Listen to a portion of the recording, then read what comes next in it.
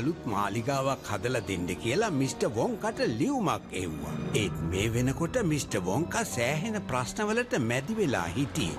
අනෙක් chocolate factory අයිතිකාරයෝ mister වොන්කත් එක්ක තියෙන ඊර්ෂ්‍යාවට එයාගේ රහස් චොක්ලට් වට්ටෝරු හොරකම් කරන්න ඔත්තුකාරයෝ ෆැක්ටරියට එව්වා.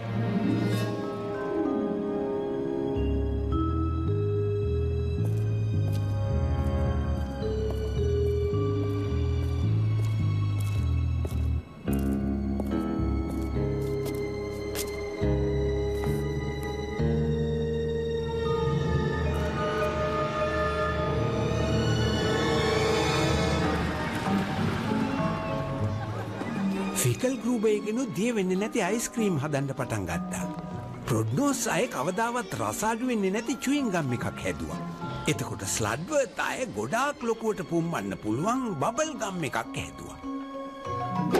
හොරකම එන්ඩෙන්ඩම වැඩි වුණා. එක දවසක් හිටිය හැටියේම මිස්ටර් වොන්කා එයාගේ සේවකයෝ හැමෝටම කිව්වා ගෙදර යන්න කියලා. එයා කිව්වා චොක්ලට් ෆැක්ටරිය වහනවා කියලා. හැමදාටම මං චොක්ලට් ෆැක්ටරිය වහලා දානවා හැමදාටම. මම කනගාටුයි.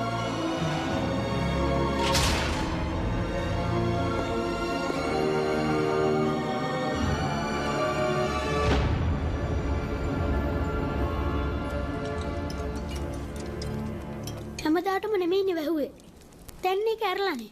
ඒක ඇත්ත ලොකු අය හැමදාම කිව්වා මේකේ තේරුම ගොඩාක් දිග කාලයක්. ඒකත් හරියට අපි හැමදාමත් ගොවසුප් විතරයි බොන්නේ කියලා මට හිතෙනවා වගේ. තාත්තේ ඇති. ෆැක්ටරි එක ඇත්තටම වැහුවා චාලි.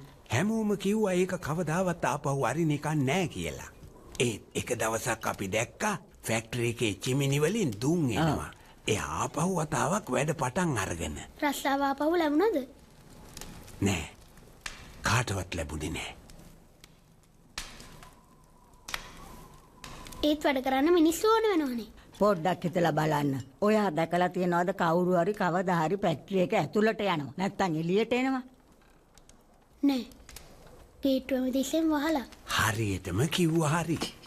එතකොට කවුද වැඩ කරන්නේ? කවුරුවත් දන්නේ නෑ චාලී. ඒක හැමෝටම අභිරහසක්. ඒක ගැන හුවේ නැද්ද මිස්ටර් වොන්කාගෙන්? දැන් කාටවත් එයා මුණ ගැහෙන්නේ නෑ. එළියට එන්නෙම නෑ. දැන් ඒ